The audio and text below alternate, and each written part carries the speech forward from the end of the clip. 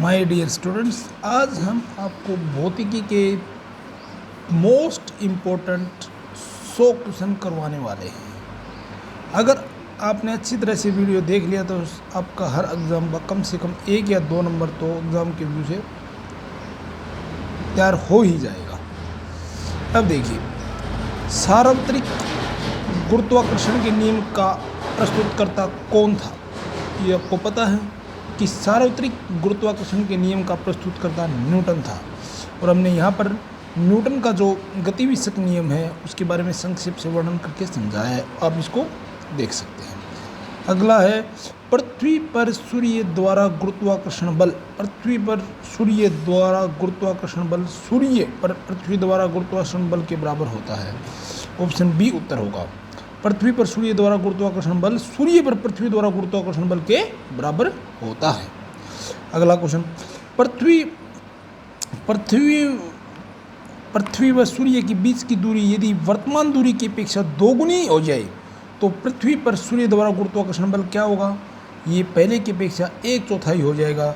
क्या हो जाएगा? यदि पृथ्वी व सूर्य के बीच की दूरी यदि वर्तमान दूरी की अपेक्षा दोगुनी हो जाए तो पृथ्वी पर सूर्य का गुरुत्वाकर्षण क्या हो जाएगा? वर्तमान पहले की अपेक्षा 1/4 हो जाएगा। अगर देखो क्वेश्चन नंबर 4, किस पिंड का द्रव्यमान उसके अपने भार से भिन्न होता है? किसी पिंड का द्रव्यमान उसके अपने भार से भिन्न होता है। क्यों होता है? क्योंकि किसी पिंड का द्रव्यमान उसके अपने भार से भिन्न होता है क्योंकि पदार्थ की मात्रा का मापक द्रव्यमान है किंतु भार एक बल है। भार क्या है? कि बल है। अगला प्रश्न, किसी पिंड का भार किस पर निर्भर करता है? किसी पिंड का भार ध्रुवों पर अधिकतम होता है। यह न्यूटन के गुरुत्वाकर्षण नियम के कारण है। किसके कारण है? न्यूटन के गुरुत्वाकर्षण नियम के कारण है। विषुवत रेखा की अपेक्षा ध्रुवों पर पिंड का भार अधिक होता है। क्यों होता है? क्योंकि विषुवत रेखा की अपेक्षा ध्रुवों पर पिंड का भार अधिक होता है क्योंकि r बराबर है पृथ्वी की त्रिज्या के कारण ऐसा होता है। क्यों होता है? पृथ्वी की त्रिज्या रेडियस के कारण ऐसा होता है। अगला प्रश्न, किसी पिंड का भार उत्तरी ध्रुव व विषुवत रेखा पर क्रमशः VWP व WE है। यदि पृथ्वी का घूर्णन रुक जाए तो क्या होगा? किसी पिंड का भार उत्तरी ध्रुव पर विषुवत रेखा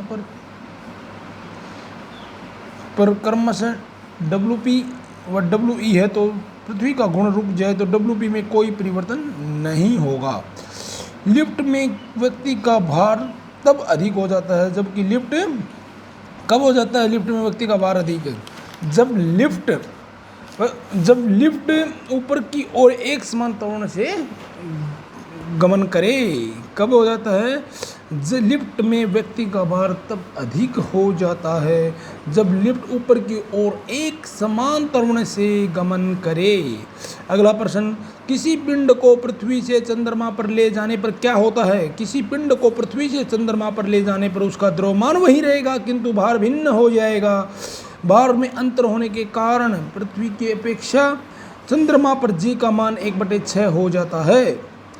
एक समान गति से घूर्णित शाफ्ट में धागे से एक गेंद बंधी है। शाफ्ट के अचानक रुकने पर धागा शाफ्ट पर लिपटने लगता है और गेंद का कोणीय वेग क्या हो जाता है? गेंद का कोणीय वेग क्या हो जाएगा? बढ़ जाएगा। ये हमने संक्षेप में यहाँ पर लिख कर बता रखा है, आप देख सकते हैं। अगला क्वेश्चन देखिए, एक गोल पीपे बैरल को खींचकर ले जाने की अपेक्षा लुढ़कना सुगम होता है क्योंकि जो है ना, सर्पी घर्षण की तुलना में लोटनी घर्षण कम होता है। सर्पी घर्षण की तुलना में क्या होता है? लोटनी घर्षण कम होता है। अगला प्रश्न, जल से भरे गिलास के नीचे दबे कागज को शीघ्रता से गिलास के नीचे से जल को छिड़काए बिना ही खींचा जा सकता है। ये परिघटना किसको दर्शाती है? ये जड़त्व के गुण को दर्शाती है। किसी पिंड का वेग दुगुना हो जाए तो क्या होगा? उसका संवेग दुगुना हो जाता है। किसी पिंड का वेग दुगुना हो जाए तो संवेग भी क्या हो जाएगा? दुगुना हो जाएगा। अगला, एक भारी एवं हल्के पिंड को एक समान बल एक ही अवधि के लिए लगे हों तो ये पिंड क्या होंगे? ये पिंड एक समान समय के गतिमान होंगे। 20 kg के एक पिंड को पृथ्वी के ऊपर 1 मीटर की ऊंचाई पर बनाए रखने तो आवश्यक कार्य क्या है? आवश्यक कार्य 0 होगा। किसी पिंड का वेग दोगुना होने पर उसकी गतिज ऊर्जा क्या हो जाएगी? किसी पिंड का वेग दोगुना होने पर उसकी गतिज ऊर्जा 4 गुनी हो जाएगी। द्रव्यमान दुगुना होने पर भी गतिज ऊर्जा दोगुनी हो जाती है। संवेग दुगुना होने पर गतिज ऊर्जा 4 गुनी हो जाती है। घड़ी में चाबी भरने की प्रक्रिया में घड़ी में क्या हो जाता है? घड़ी में चाबी भरने की प्रक्रिया में घड़ी में स्थितिज ऊर्जा संग्रहित होती है। स्थिर आलम्ब से लपटे एक लंबे धागे से बंधा एक छोटा पदार्थ इधर उधर दोलन कर रहा है तो पदार्थ को स्थिर आलम से लटके एक लंबे धागे से बंधा एक छोटा पदार्थ इधर उधर दोलन कर रहा है तो पदार्थ की गतिज ऊर्जा दोलन के बीच अधिकतम होगी। पहाड़ पर चढ़ते समय व्यक्ति आगे झुकता है जिससे क्या हो जाता है? स्थायित्व में वृद्धि हो जाती है। जिससे हो जाती है स्थायित्व में वृद्धि हो जाती है। भूस्थिर या तुल्यकालिक उपग्रह जियोस्टेशनरी सैटेलाइट के घूर्णन का आवर्तकाल कितना है? भूस्थिर या तुल्यकालिक जियोस्टेशनरी सैटेलाइट का घूर्णन काल आवर्तकाल 24 घंटे का होता है। परिक्रमार्थ अंतरिक्ष यान उपग्रह में एक शिवपिंड बाहर छोड़ा जाए तो यह पृथ्वी यान के साथ ही उसी वेग के साथ गमन करेगा। समुद्र के पानी का घनत्व बढ़ता जाता है जैसे जैसे समुद्र गहराई व खारापन दोनों में वृद्धि होते हैं। क्या होता है? समुद्र के पानी का घनत्व कब बढ़ता जाता है? जैसे जैसे गहराई व खारापन दोनों में वृद्धि होती है। नदी में तैरता जलयान जब समुद्र में जाता है तो ये क्या होता है? तो थोड़ा सा ऊपर उठ जाता है। नदी में तैरता जलयान जब समुद्र में जाता है तो क्या हो जाता है? थोड़ा सा ऊपर उठ जाता है। इस्पात की गेंद पारे पर तैरती है। क्यों तैरती है? क्योंकि इस्पात की गेंद पारे पर इसलिए तैरती है क्योंकि इस्पात की अपेक्षा पारे का घनत्व अधिक होता है। अधिक ऊंचाई पर उड़ रहे वायुयान के अंदर वायु पंपों की सहायता से सामान्य दाब बनाए रखा जा सकता है। क्वेश्चन नंबर अगला देखो क्या आ गया 26। वायुमंडलीय दाब को मापने के लिए आवश्यक यंत्र क्या है? वायुमंडलीय दाब को मापने के लिए आपको पता ही है बैरो मापी और आर्द्रता मापी द्वारा वायुमंडलीय आर्द्रता मापी जाती है। वायुमंडलीय दाब बैरोमीटर द्वारा मापा जाता है। अगला क्वेश्चन, हमारे शरीर पर वायुमंडल का दाब बहुत होते हुए भी हमें यह महसूस क्यों नहीं होता? क्योंकि शरीर में का दाब वायुमंडलीय दाब से कुछ अधिक होने के कारण हमारे शरीर पर वायुमंडल का दाब बहुत अधिक होते हुए हमें महसूस ही नहीं होता। किसी पिंड का अधिकतम भार निर्वात में होता है। भिन्न धातुओं के बने एक किलोग्राम के 4 घन क्यूब जल में तोले जाएं तो भिन्न धातुओं के बने 1 किलोग्राम के 4 घन जल में तोले जाएं तो न्यूनतम घनत्व वाले पिंड का भार न्यूनतम होगा। न्यूनतम घनत्व वाले पिंड का भार क्या होगा? न्यूनतम होगा। अगला, हाइड्रोजन से भरा गुब्बारा निम्नलिखित में किसी आसानी से ऊपर उठा ले जाएगा। हाइड्रोजन से भरा गुब्बारा 1 किलोग्राम ढीले रूप से भरे पंख की आसानी से उड़ा ले जाएगा। किसी झील में एक पत्थर फेंकने पर जैसे जैसे वह जल में नीचे डूबता जाता है उस पर उत्प्लावन क्या होता है? उत्प्लावन एक समान रहता है। अगला क्वेश्चन हम देखते हैं, पारे की 2 बूंदों को संपर्क में लाने पर वे मिलकर एक बड़ी बूंद बनाते हैं, इसका क्या कारण है? इसका न्यूनतम पृष्ठीय क्षेत्रफल बनाए रखना। द्रवों का न्यूनतम पृष्ठीय क्षेत्रफल क्या हो जाता है? बने रहता है। कांच की स्वच्छ प्लेट पर जल डालने पर वह पतली परत के रूप में फैल जाती है जबकि पारा डालने पर वह गोली बूंद के रूप में रहता है, इसका कारण क्या है? इस कांच के साथ पारे के आसंजन की अपेक्षा जल का संघनन अधिक है, कंडेंसेशन कोहिजन ज़्यादा है। अगला, क्रिकेट की घूमती गेंद को वायु में इधर उधर उछाल निम्नलिखित में किसी आधार के अनुसार स्पष्ट किया जाता है। क्रिकेट की घूमती गेंद वायु में इधर उधर उछाल बर्नौली के आधार पर स्पष्ट किया जाता है, क्योंकि आपको ये भी पता है कि जब आंधी तूफान आता है तो जो झोपड़ियाँ होती हैं, कच्चे मकान की छतें वो उड़ जाती है, वो भी बर्नौली की दौर में थी। रेलवे प्लेटफॉर्म के किनारे पर खड़े युवक के सामने तेज गति से रेलगाड़ी के गुजरने पर युवक क्या हो जाता है? गाड़ी की ओर गिर पड़ता है। अगला प्रश्न हम देखते हैं अभी। कैमरे को थोड़ा सा साफ कीजिए। भूमि से टकराकर फुटबॉल ऊपर उठती है, क्यों उठती है? भूमि से टकराकर ऊपर उठती है क्योंकि ऐसा उसके अपने प्रत्यास्थान गुण के कारण होता है। एक वर्ताकार धातु की प्लेट को जिसके केंद्र में एक वर्ताकार छेद हो, गर्म करने पर छेद का व्यास क्या हो जाता है? छेद का व्यास बढ़ जाता है। कांच के फ्लास्क में भरे द्रव्य के द्रव्यमान को गर्म करने पर क्या होता है? कांच के फ्लास्क में भरे द्रव्य के द्रव्यमान को गर्म करने पर फ्लास्क में द्रव्य का तल पहले कुछ गिरेगा, तत्पश्चात पड़ना प्रारंभ हो जाएगा। एक जल भरे बीकर में बर्फ का टुकड़ा तैर रहा है। बर्फ के पिघलने पर बीकर में जल का तल क्या हो जाएगा? पूर्ववर्त बना रहेगा। किसी झील की बर्फ जमी सतह का ताप -15 डिग्री सेल्सियस हो तो उसके ठीक नीचे झील में जल का ताप क्या होगा? 0 डिग्री सेल्सियस होगा।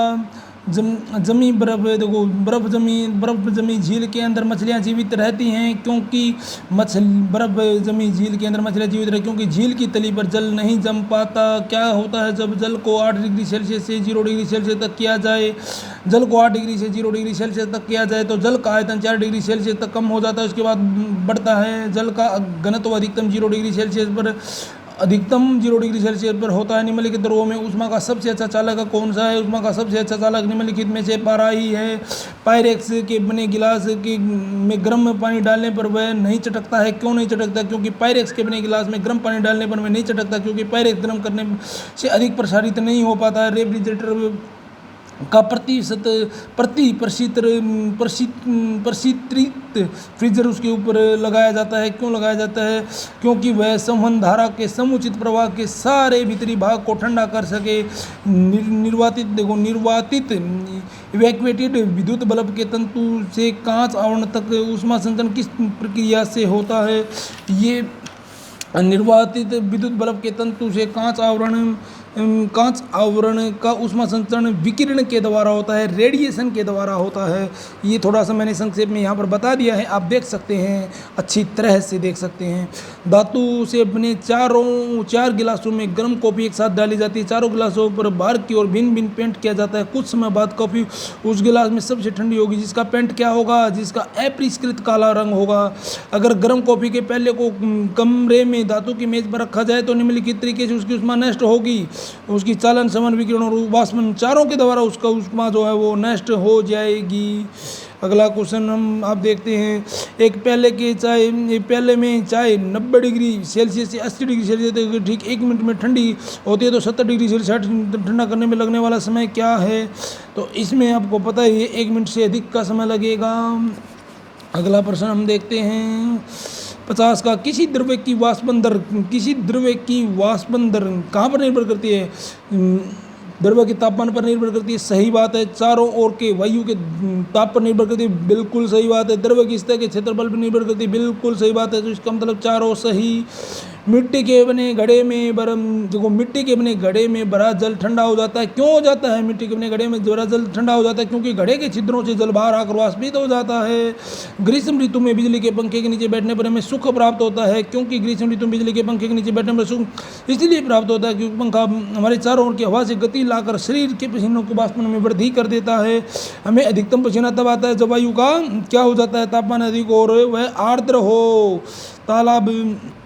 तालाब में ऊपरी सतह पर जल गर्म दिनों में ठंडा रहता है क्योंकि जल का जो है वो सतह का जल वाष्पित होता है, परिणाम स्वरूप वह ठंडा हो जाता है। अगला प्रश्न हम अभी देखते हैं क्वेश्चन नंबर 55। कैमरा एक्यूरेसी पकड़े अपनी। कैमरा साफ नहीं चल रहा, कैमरे में कुछ डाउट आ रही है, कैमरा में डाउट आ रही है। इसी कैमरे में डाउट के चलते हमने इस वीडियो को यहीं 55 क्वेश्चन पर ही रोक दिया है क्योंकि यहाँ पर कैमरा अपना परफॉर्म अच्छी तरह से नहीं कर पा रहा है। इसके चलते हमने वीडियो रोक दिया है। थैंक यू वेरी मच, आपका बहुत बहुत धन्यवाद।